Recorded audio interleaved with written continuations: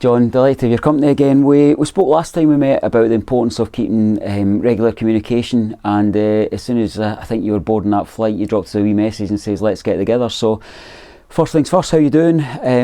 Recovered from last night? No. It's a football fan's answer. It wasn't pretty, but these things happen. All's fair in love and football, eh? Absolutely. Where do we start? There is only one question that people are going to be expecting me to be putting forward, and I think it's screaming to be asked and screaming to be answered. What can you tell us by way of update in terms of any investment in the club, any new partners looking to come on board? What's that looking like, and are you feeling positive looking forward? I think we've got to feel positive looking forward. I mean, we've got three options. One is status quo, which is not acceptable. For various reasons. Secondly, would be an outside investor a la Silver Bear. There are pluses and minuses. They get lots of money but no feeling for the place, and their ambition is quite clear. Flip it. And it's just a question of what time they flip it in, but they can add value during that period.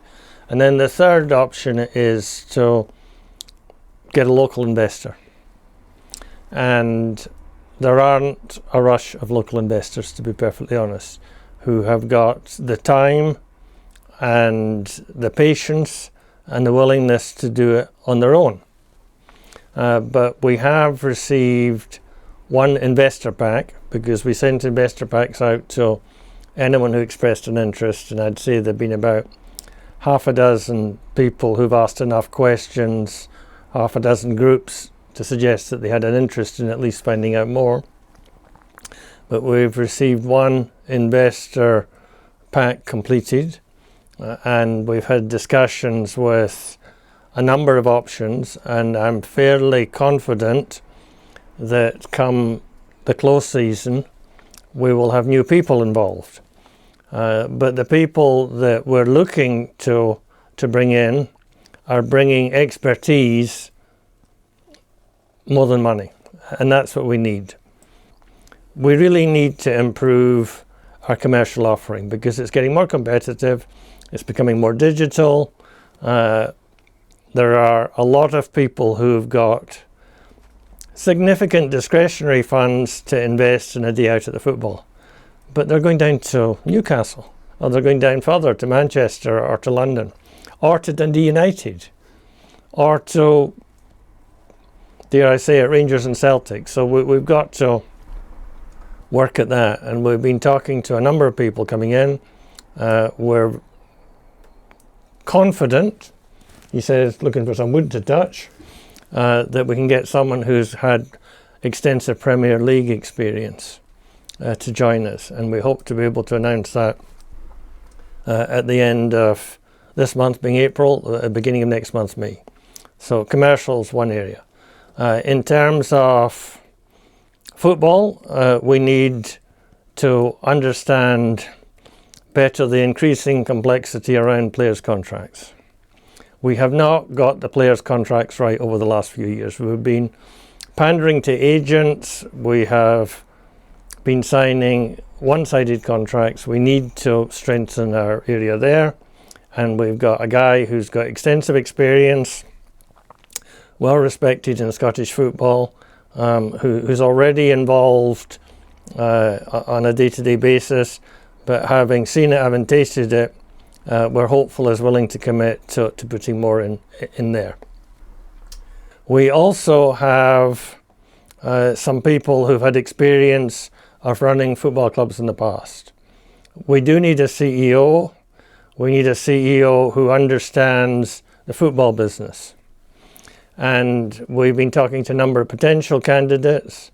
We're fairly close to finalising one who has got football experience, CEO football experience, and also retail experience.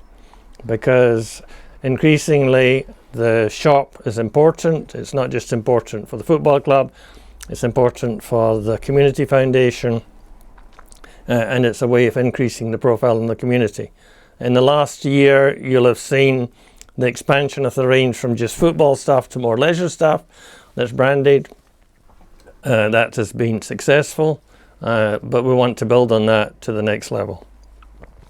And then the last time I spoke about we needed someone with passion.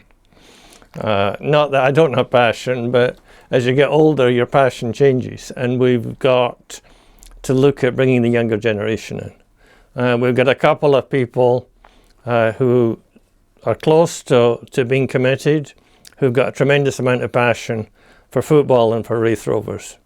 One doesn't have the time, but he's still very young, and hopefully he will stick around, but he's committed to the project.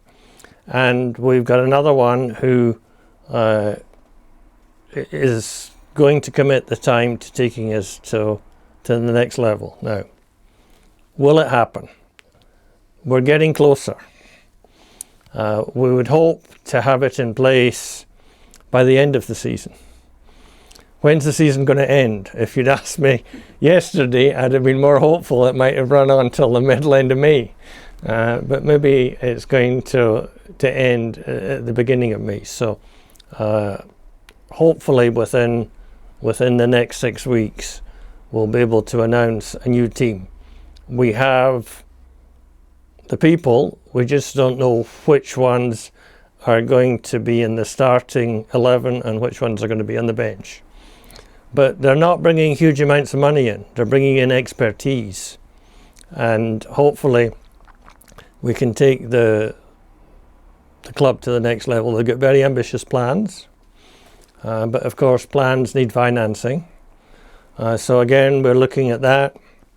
We're looking at how we can work with the Community Foundation in terms of sharing facilities, because they have schemes that they could run.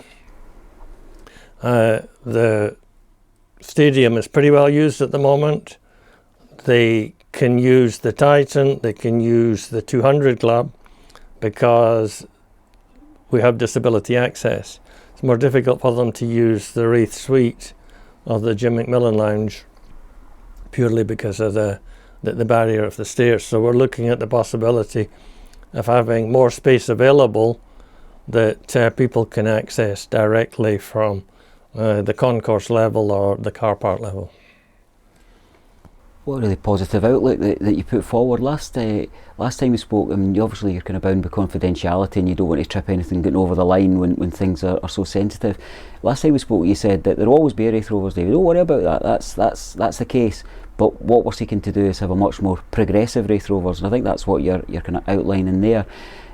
If the money is not readily available, I get the sense that trying to put in place a kind of modern staffing structure is something that you've been driven by for quite some time. It's been on our to-do list for a long time, and the problem has been getting the right people. We've made a couple of false starts, but this time I've personally been far more involved in the process of getting to know these people, and we have made it quite clear to them that this is no slam dunk. Raith Rovers is different, and it's got tremendous potential, but it's like a train. It requires a lot of effort to get it moving, but once it's moving, it can really make progress. In terms of the balance with that, looking purely from a supporter's perspective, is how does that dovetail with the playing side? We're at the time of the season where we all hope for an elongated season and a miraculous journey to the Premier League. We live in hope, we're Raith Rovers supporters. But what is pressing is that we've got contract renegotiations. The manager will be working, as managers across the country do, looking at different potential outcomes. We'd like to bring this player in, we'd like to move this player out, we'd like to be in this division, that division.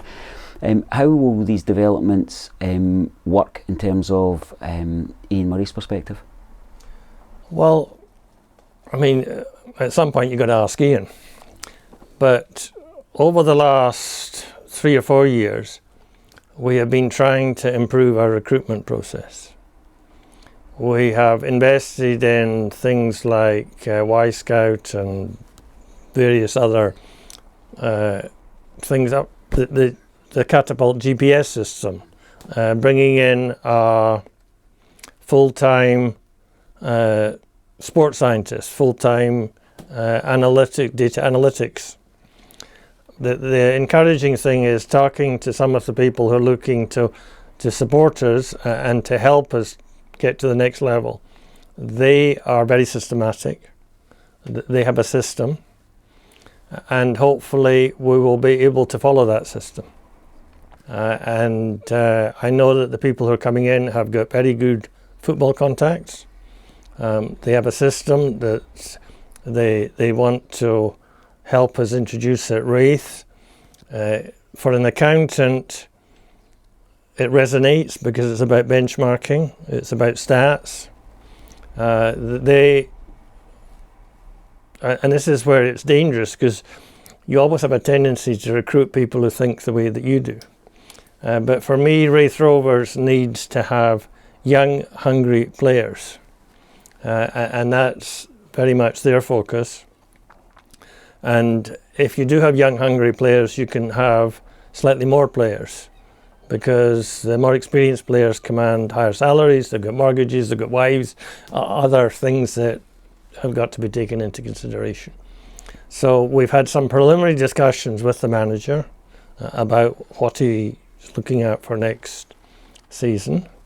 I'm not, and will never hopefully be directly involved in selecting players, but I think we're going to be going for younger players going forward. I guess this season, looking from a financial perspective, the cup win against Motherwell, the trip to Ibrox, the run towards the final, has that eased some of the worry financially with AGM on the horizon? Boy, did we luck out by getting Rangers at Ibrox. But if you look at the previous 3 seasons, we made a profit in 2 and we lost money. The year ended May 22. We lost £100,000. So David Sinton spent a lot of time getting the club on a firm footing, and then he stepped down as finance director at the end of last season. Now, when it became apparent that we were a bit out of control financially this season, he was kind enough to step back in. And I'm hopeful that he can be persuaded to rejoin the board going forward, because he's got a lot of experience and can guide the younger people, because the people that we're talking to are all at least 1 generation, if not 2 generations younger. Without giving names away, there's one guy who I'm really keen to get involved, and I assumed that I knew his father. Guys, it was his grandfather I knew. So that's good. You know, that's planning for the future. We certainly see across Scottish football, as some of the financials are being announced month on month, that we're not the only club that are running at sprint pace to try and keep up, while other clubs kind of hemorrhaging money at a much more significant level. So do you feel that some really valuable work's been done across the last couple of years just to steady the ship? I know that David's put in a tremendous amount of effort. I know that I've put in effort. I know that Scott Boyd put in a lot of effort the first time he was here, and now he's just getting his feet back under the table. So we certainly had made some progress, but we focused on understanding and controlling the cost side of the equation. What we've not been able to do is to be able to influence the number of operations and scans that our players need. And for instance, this season it's been horrific. And these players seem to need more than one operation to fix one problem. Now, if this was in the US, I'd just go to the local lawyer and on a success fee basis say, sue the hospital. But that's not the way it works in the UK. And I feel for them. People like Ross Matthews, who has gone to seemingly countless experts and they've not yet managed to fix it. Now they seem to be able to fix it.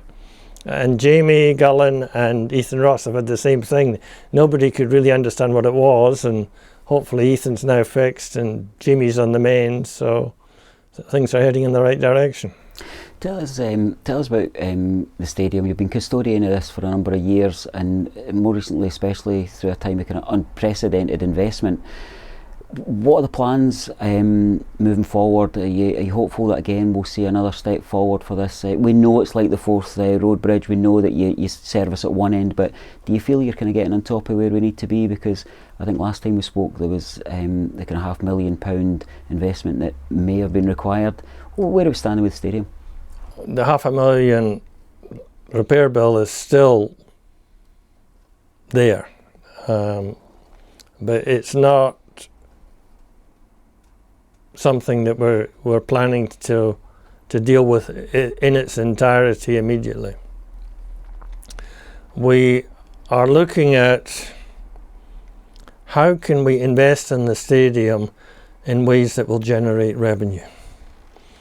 So how can we build space, and everybody loves the idea of more hospitality space, and the new team, and some of them will definitely come. Hopefully we'll get all of the players that we want, but the new team love focusing on hospitality. What we do this, what we do that, and I keep saying to them, you're talking about 25 days a year. In order to make it viable, we've got to look at the other 300 plus of it. So that will be a compromise. Much to my surprise, was that during the process, at least two people have said, John, you've got a lovely stadium, but for young players, that's not what they're looking for. And you need to be willing to invest in the dressing rooms and other bits and pieces now. Perhaps we'll get John McGlynn back. He did the last fit out of the changing rooms. So we need to look at that. We also need to look at the need to segregate football from hospitality on match days. So that may require some reconfiguration of the main stand. But we also need to look at how we can invest to generate.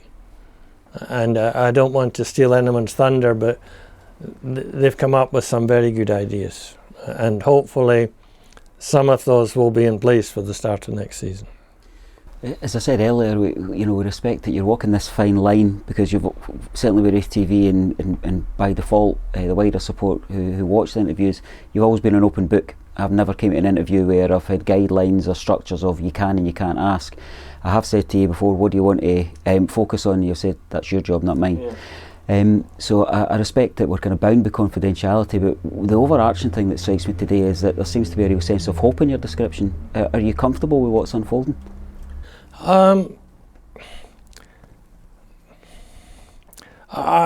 comfortable that for the first time we've got a chance of bringing in younger people who know what it looks like, as opposed to people who've got time and have got the best intentions